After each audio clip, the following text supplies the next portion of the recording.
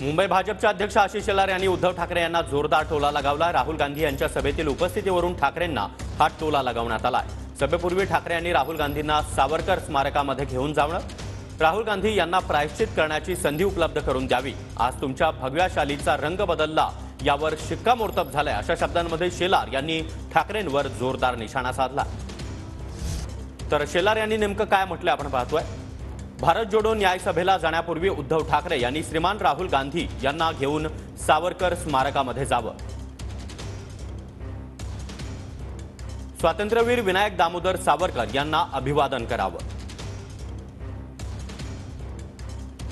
स्मारकामध्ये ठेवण्यात आलेला कोलू ओढून राहुल गांधी यांना प्रायश्चित्त करण्याची एक संधी उपलब्ध करून द्यावी, तुमचं हिंदुत्व, महाराष्ट्र प्रेम, मराठीपण हे सिद्ध करण्यासाठी आलेली संधी तुम्ही घालवली।